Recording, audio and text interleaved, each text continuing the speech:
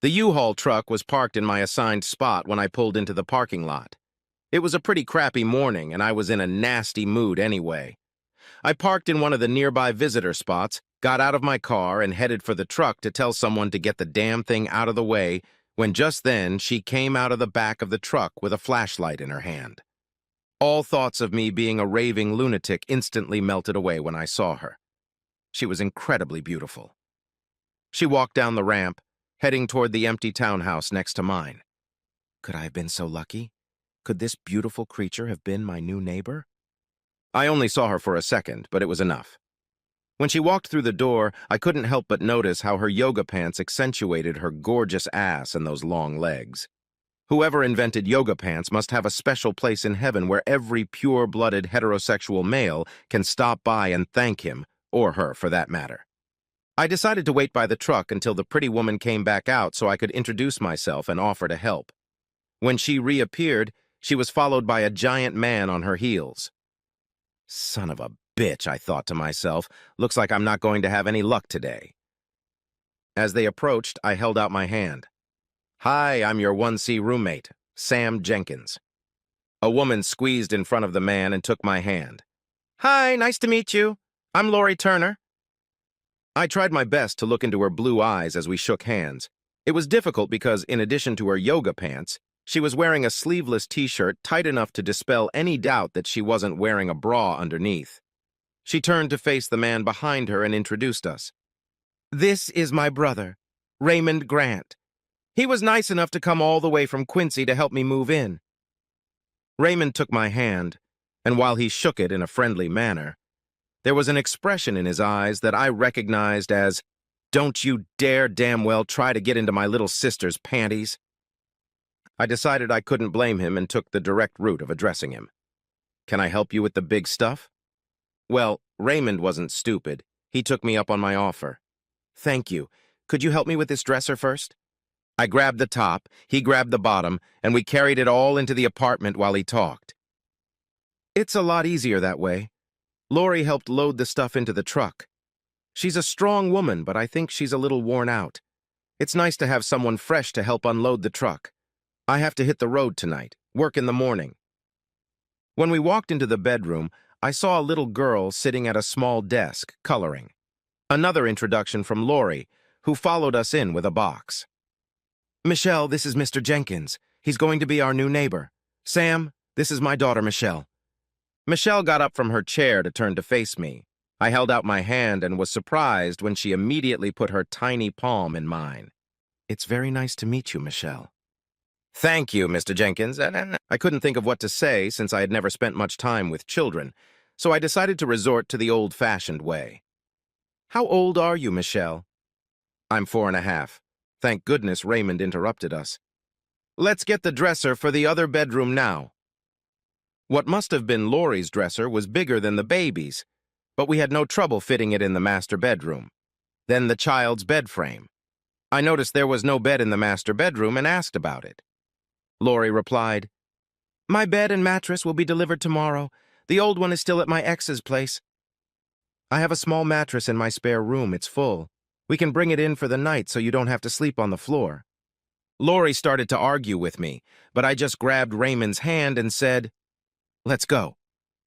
We went to my place and the two of us carried the mattress into Lori's room. I'm going to leave you alone now. Call me tomorrow to pick it up. If your bed is delayed, don't worry. I'm not expecting guests anytime soon. I walked out as they both thanked me. My thoughts were on how I was going to learn more about this beautiful lady. I sat down on my couch with a glass of cold beer, closed my eyes, and mentally pictured her. All the next week, my work schedule was crazy. We were finishing up an important project, and I ended up spending 3 of the 5 nights sleeping on the couch in my office. We finished at 1 p.m. on Friday, and I treated my staff to drinks at the pub around the corner to thank them for the successful completion. The monetary reward would come later after the client paid us. Most of the staff left as soon as happy hour was over, eager to get home to their loved ones as soon as possible. I had nowhere and no one to be with, so John Plagg and I spent another couple hours at the bar. By 8 o'clock, I was too drunk to drive. The bartender, Sarah, called a cab to take me home. I fell asleep right in my clothes and didn't wake up until 10 o'clock Saturday morning. I hadn't seen Lori for the previous week, and frankly, I was too busy to think much about it. While I was sitting on the back porch, the sliding glass door to Lori's apartment opened, and she came out with Michelle. Michelle was dressed in a cute bathing suit, and Lori was wrapped in a blanket. Michelle was the first to notice me. "Hi, Mr. Jenkins." Before I could respond, Lori turned to me. "Hi, Sam. Hi, Michelle. Hi, Lori. Going swimming?" "Yes, I know. Yes, but remember, I was still hungover." Michelle answered my stupid question. "We're going to the pool. Do you want to watch me swim? I took lessons last year." Lori started to apologize, but I wouldn't let her. "Yeah, I'd like to. I'll be down to the pool in a few minutes. You and your mom go ahead." Lori threw me a look that I interpreted as, "Are you sure?" I ignored her silent question and went into my apartment to get another cup of coffee and a towel. Lori and Michelle walked across the lawn to our pool. By the time I got to the pool, Michelle was playing in the shallow children's section, and Lori was lounging on a chaise lounge nearby. Lori had taken off her bedspread. She was wearing a mom bikini that completely covered her breasts and buttocks, but it made her look sexy. Thanks to my dark sunglasses, I was able to view her body without giving the impression of an evil pervert. Most of what I saw confirmed my first impressions of her when she wore those yoga pants and t-shirt the day she moved in. Lori had a slender build, long legs, and beautiful feet. Her breasts were a little small, the kind that wouldn't sag when she reached middle age, but still full enough to accommodate a man's palm. Her blonde hair was gathered in a ponytail, just as it had been last Sunday. All in all, Lori was a beautiful young woman. We sat side by side, watching Michelle closely and sharing how I got here stories. Lori began. "I got married when I was 18 to my high school boyfriend. We had only been married for a year when the condom didn't work and I got Michelle pregnant. It drove Michael out of his mind. He wasn't ready to be a father and still wanted to enjoy life, drinking and partying and running around with his friends. He wanted me to terminate the pregnancy, and I refused. And our marriage gradually fell apart. He spent more and more time away from home. He works on a fishing boat, spends months in Alaska and months unemployed here, spending the money he makes in Alaska. I won't go into details, but I decided to leave him and served him with divorce papers 2 weeks ago. After that, my brother showed up with U-Haul and helped me move into this complex. I could see that Lori was struggling to hold back tears as she told the story of the breakup of her marriage. What did Michael do when he got the divorce papers? That's the really sad part. Michael just stood there holding the papers, and there was almost relief on his face even though he didn't sign the papers. I served him the day before he was supposed to leave on his flight again. I figured it would give us time to think about how we would split up Michelle's visits and such. It also gave me a chance to move out of our apartment without him pestering us. "You said your family still lives in Quincy. Why didn't you move back there?" 2 reasons. I didn't want to put too much distance between Michelle and her daddy, just in case he pulled his head out of his ass and decided to be a father to her. And 2, I have a great job at the refinery. The pay is great, and Michelle's daycare is a few kilometers from the refinery. I even have lunch with her a couple times a week. Nowhere in Quincy pays that well, even if a person with my references could find a job there besides waitressing. I could tell that the conversation had thrown Lori off balance, and she hadn't yet told me about the straw that had forced her to ask for a divorce. She was quiet for a bit, then got up and sat by the kiddie pool talking to Michelle. I'm almost ashamed to admit that I watched her ass as she walked there. 10 minutes later, Lori was back in her break room. "So, tell me, Sam, what's your story?"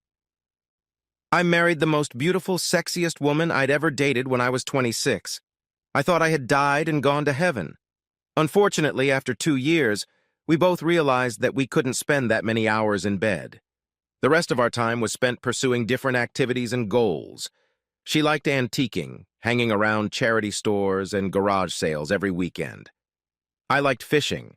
I wanted kids, and she changed her mind about kids after several of our friends had children. Suddenly, she called our friends' kids rugrats and swore she would never have any. That's just the tip of it. There are too many different values and goals to realize. Had we been smart and sought counseling before marriage, someone might have convinced us not to get married, maybe. we were that attracted to each other. Opposites may attract, but they don't always make for a strong relationship. I will say this, we didn't cheat on each other. One day she gave me the "we need to talk" speech and explained why we shouldn't stay married. I couldn't disagree and we went our separate ways. Consensual divorce? I still see her from time to time. We are still friends, kissing cheeks and all. Neither of us remarried. That was 3 years ago. Lori listened intently, not taking her eyes off Michelle in the pool. I decided to take a chance. Lori, would you and Michelle like to join me for a barbecue tonight or tomorrow? Without hesitating, Lori replied, "Yes, that would be great. I don't have anything planned for tonight, and tomorrow we will be busy. What can I bring? I'm making a delicious potato salad." "Bring it over. I'll see you at 6:30, okay?" "Yeah, I'm off. Didn't want to rush things on the first morning. We'd have a lot more time to get to know each other better this evening." That first barbecue went well. We stayed away from the heavy stuff and talked about our work. Over the next few weeks, the three of us got together for dinner at least once a week. One thing became obvious. Lori was still in love with Michael. I decided we were close enough friends to ask the question that had no answer. "Lori, what did Michael do that made you move out and file for divorce?" Lori hesitated before answering, first checking to see if Michelle was busy with the Disney movie on TV. "Last time he came back from Alaska and gave me an STD.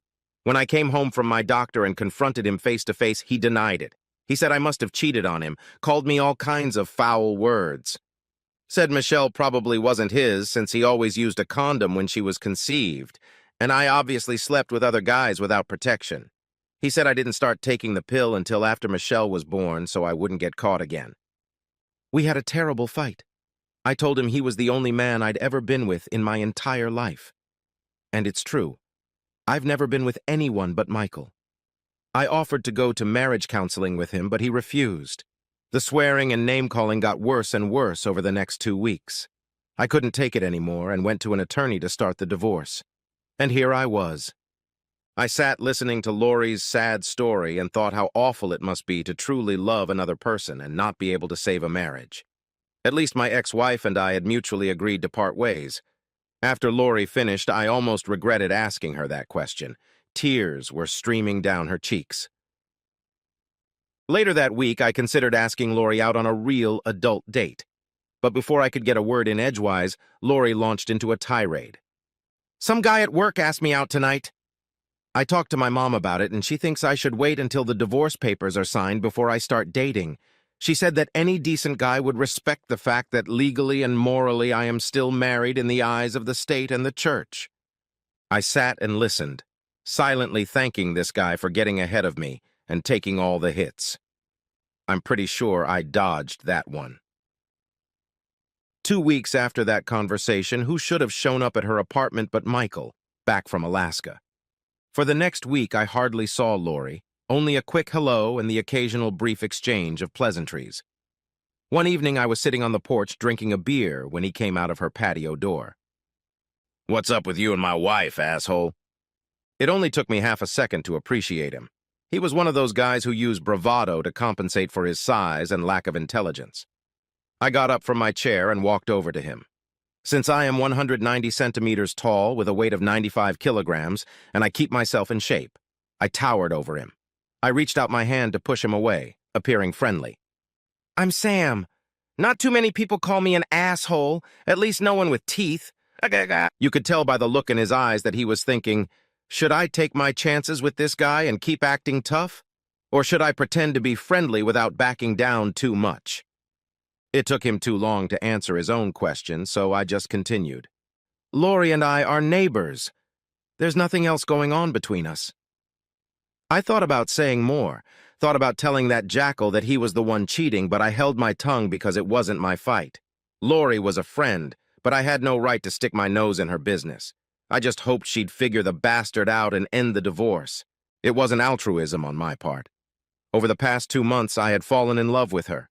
Lori was not only physically beautiful, she was kind to others, a good mother and a good friend. She even enjoyed fishing. Lori and Michelle had already spent 2 days on my boat.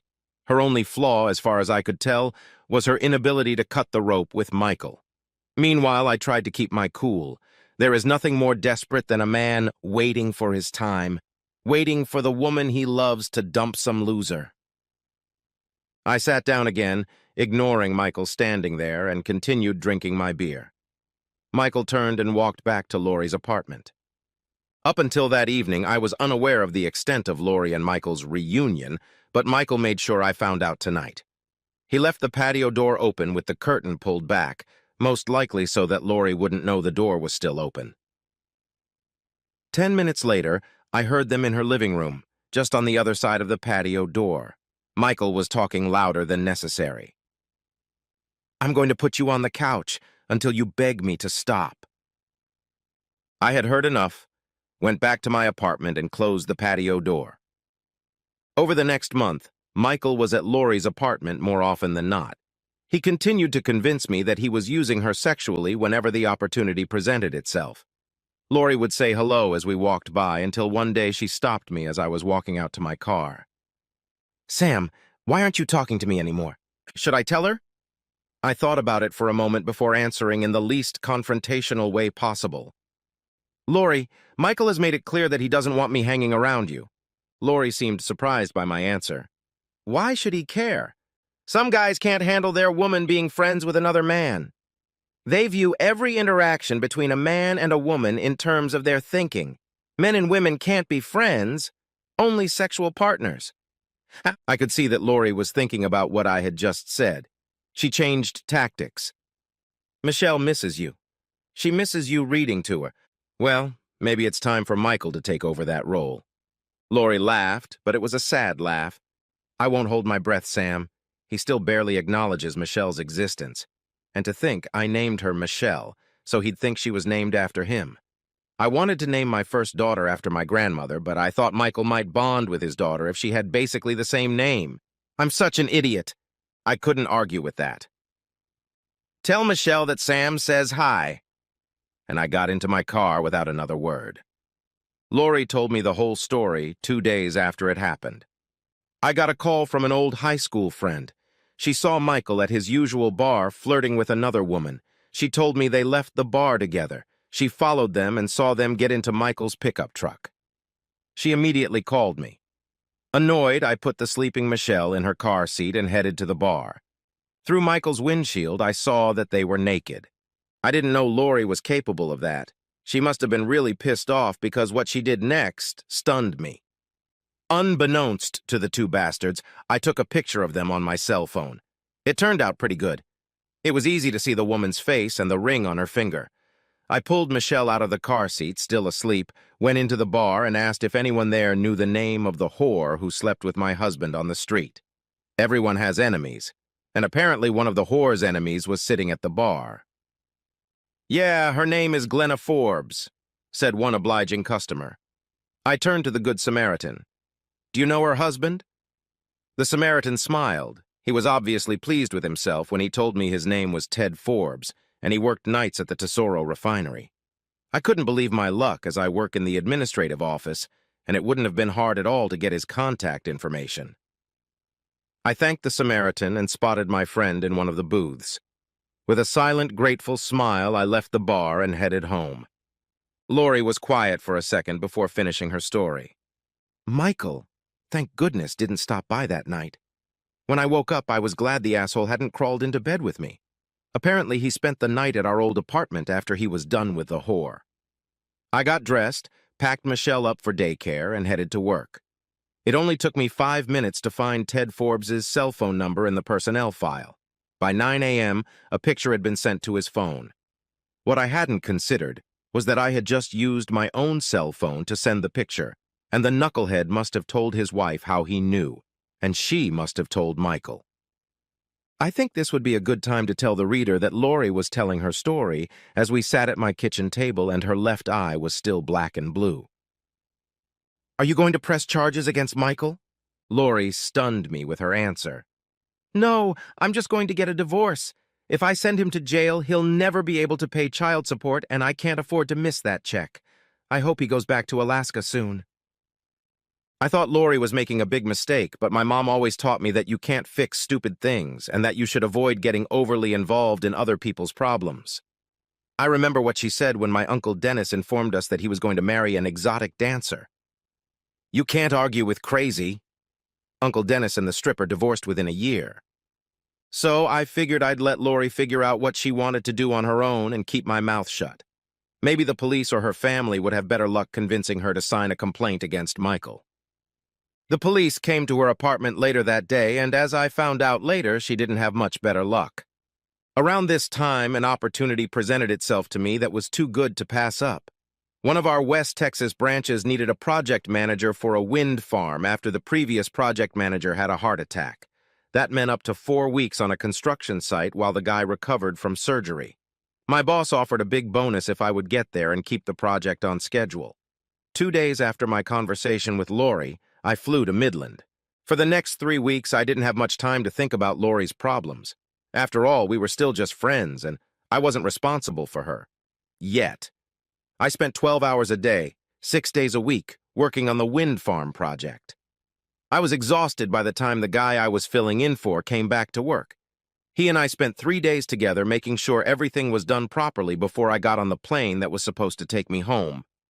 I got back to my apartment, and just a few hours later, there was a knock on the door.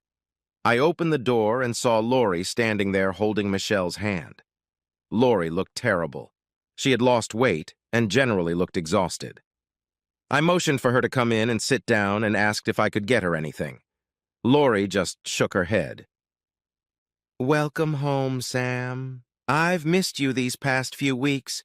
You've been such a good friend since Michelle and I moved here. It's good to have you home." "What's going on, Lori?" "Sam, I didn't come here to burden you with my problems. Michelle saw that you were home and wanted to see you. She's hoping you'll read to her soon. Maybe I can make dinner one night this week. You can come over and have a snack and read to Michelle. I bet it's been a long time since you've had a home-cooked meal, unless you've fallen for one of the Texas girls." Lori actually smiled when she said that. It was nice to see a smile on that sad face. My calendar is blank. I didn't expect to be home so soon, so yes, I would love it if we could have dinner this week. I picked Michelle up and put her on my lap. "And I'd love to tell you a bedtime story." Michelle gave me a hug. I looked back at Lori. And no, I hadn't found any Texas girls to spend time with. Mostly I was just working. Lori kept a smile on her face. "What should I make?" "Anything but barbecue. I think I ate at least a whole cow there. Lori made a great salmon dinner. The food was enjoyable, but there was an unspoken cloud hanging over the dining table. Lori kept staring at the front door, as if waiting for something to happen. She didn't need to say it. I knew what she was thinking. What would happen if Michael showed up and caught me sitting at the table with her and Michelle? When we finished eating, Michelle went into the living room to watch TV. Lori watched her leave the room. After reading Lori's mind, I had to ask, "What about the restraining order?" Lori looked at me and chose her words carefully, as if she were talking to herself. "Do you really think a man who's willing to go to jail for hurting his wife is going to be stopped by a piece of paper? I had a neighbor when I was a kid. She got tired of being a punching bag for her old man. She pressed charges and got a restraining order. The guy bailed her out, showed up at their house, and beat the crap out of her. She ended up spending 3 weeks in the hospital, and her kids ended up in childcare." Lori's response gave me food for thought, and shortly after I read Michelle's story, I went back to my house. I had already decided that I needed to do something about it. The problem was what? I sat in my deep armchair with the first of several glasses of bourbon and thought about it for a while. It would be nice if this asshole could be run out of town and never come back. It would be nice, though if I threatened to, there would be no way to make sure he didn't retaliate. I'd have to watch my back every minute of every day. Not a good way to live. Unlike many stories, I didn't have any friends, Navy SEALs or mobsters, that I could ask to threaten Michael's life, to scare him to death in a way that he wouldn't realize I was behind it. No matter what scenario I ran through my head, it boiled down to one thing. Michael would have to disappear forever. For the first time in my life, I thought about taking the life of another human being. Sure, it looks so easy on TV and in the movies. Kill someone and dispose of the corpse. Go about your business as if nothing had happened. I knew it wasn't. I know 2 guys who took a life. One was an Iraq War veteran, and the other was a police officer who returned fire on a man who intended to kill him. Both told me how hard it was to deal with their feelings. And so I sat in my cozy den thinking about Michael and whether I could cut his life short. In many ways, I thought it was the only way to save Lori and Michelle.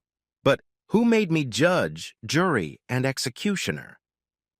2 days later, that question was answered. I heard screaming in the neighborhood and the sound of a slamming door. Looking out the window of my house, I saw Michael get into his truck and drive away. I walked over to Lori's apartment and knocked on the door. When there was no answer, I opened the door and looked inside. Lori was lying on the floor with her arms around Michelle. Both were crying hysterically. As I knelt down next to them, I saw something that horrified me. A small part of Michelle's head was bald. "How?" was all I could squeeze out. We were eating dinner when Michelle spilled the milk. Michael freaked out. He lifted Michelle off the chair by her hair. Her hair broke off. He didn't have enough hair to support her full weight. "Why was he even here? I thought you were going to keep him away after the last incident."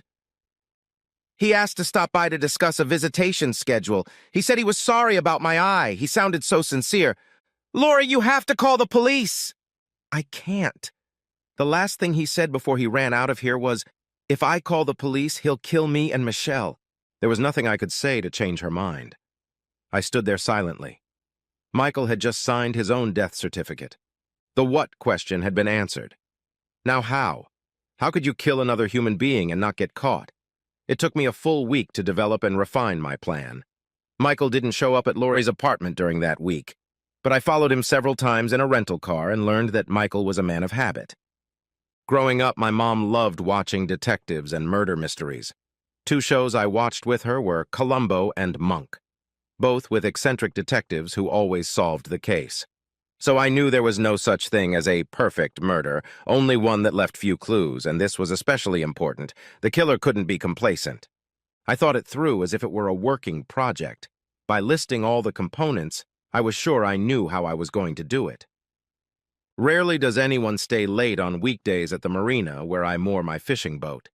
I parked my truck in the parking lot and walked down to my boat where I hung a small flag on the cabin door. The flag was a warning to any unexpected overnight visitors that the boat owner had a female guest on board.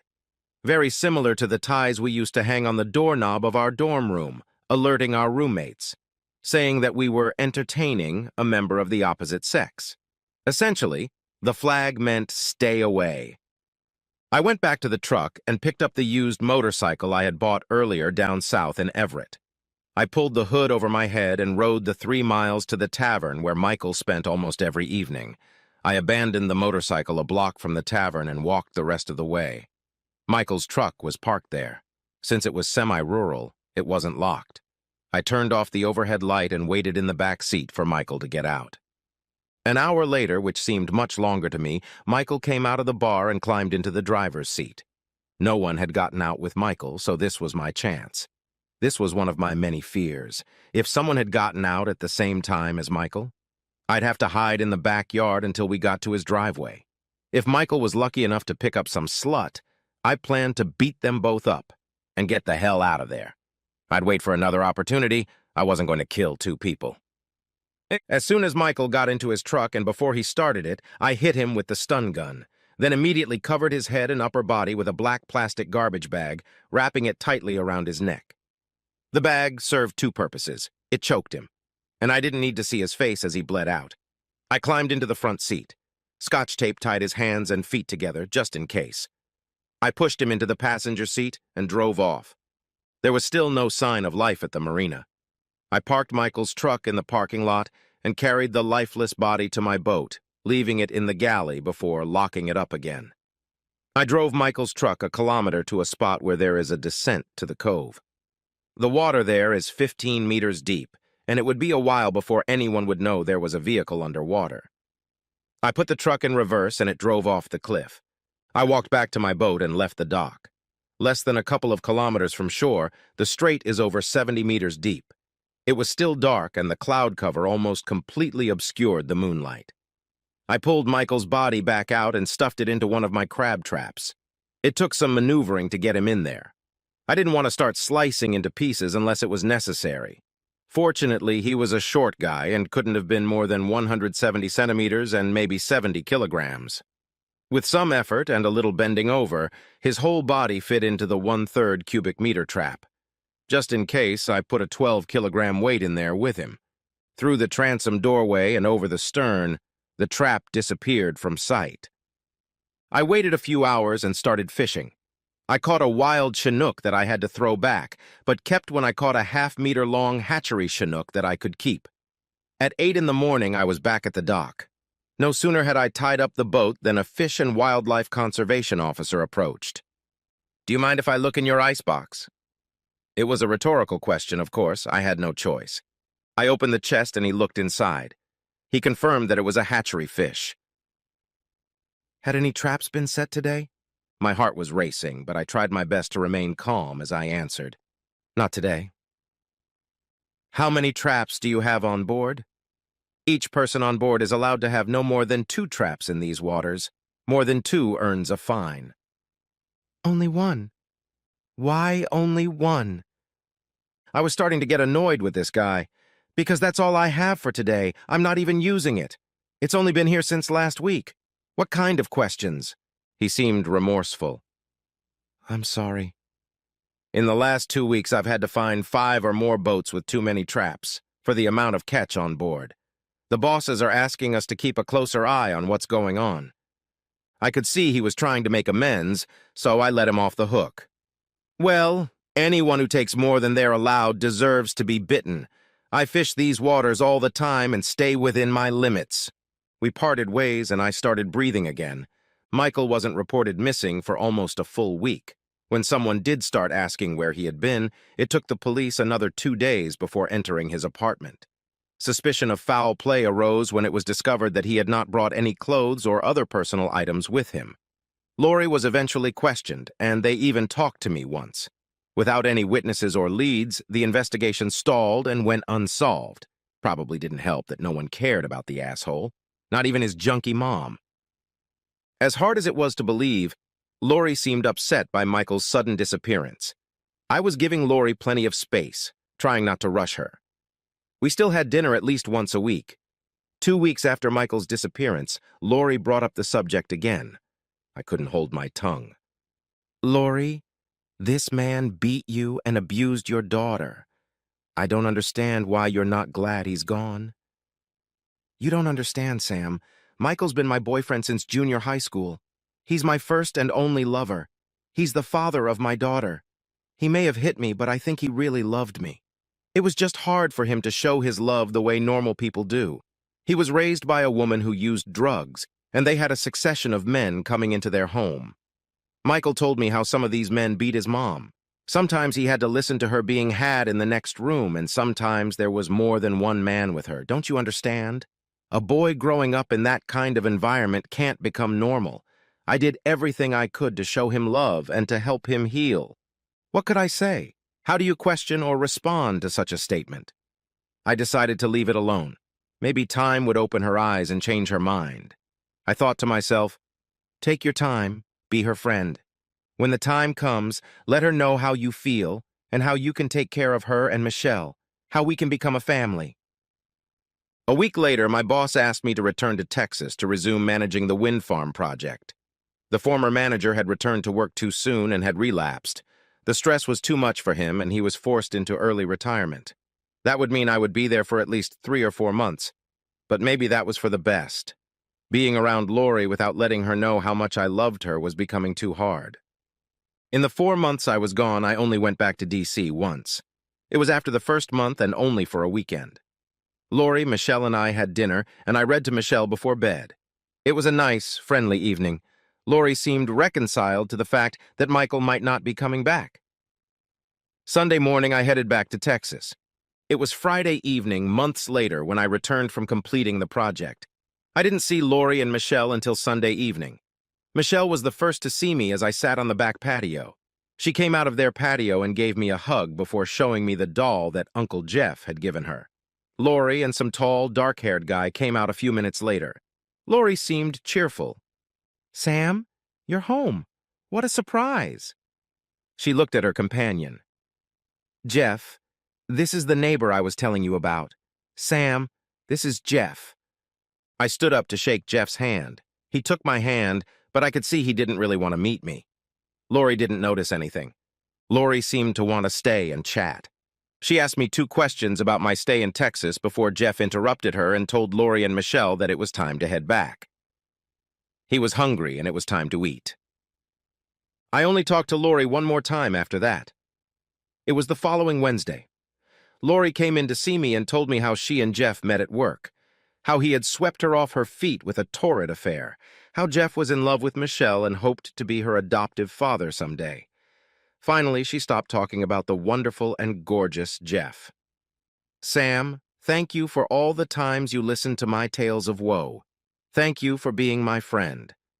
I'm moving in with Jeff next week, and we plan to be married in 7 or 8 months.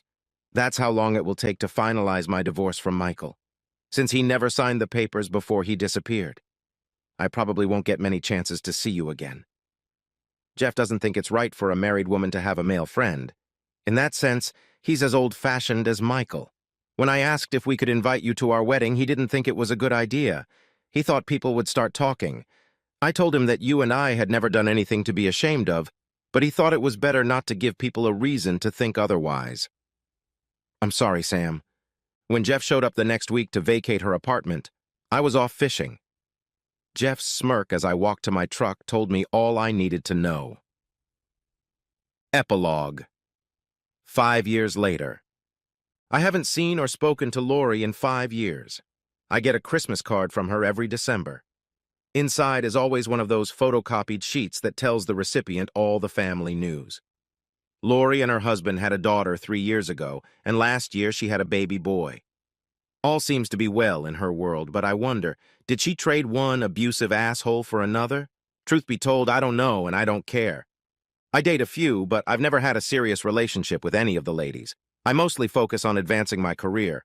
In other words, I stand high on Maslow's hierarchy of needs, am close to self-actualization, and am pretty happy if you ignore the fact that I haven't found the right woman for a long-term loving relationship. Last summer, a group snorkeling in the Sound Strait came across a truck at the bottom of the bay. Police found out it belonged to Michael Turner and reopened the investigation into his disappearance. They came and talked to me.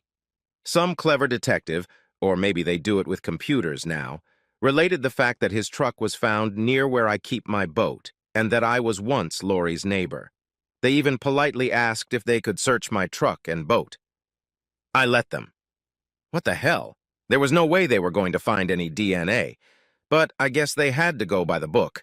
I suppose there may come a time when they come to my door and take me away. I'm not really worried, but I do want the nightmares to stop. I saw a Western movie once. The bandit said it best. It shows you that sooner or later you have to answer for every good deed. Pretty cynical, I know, but that's how I feel. Yeah, you don't have to say it. I should have known better.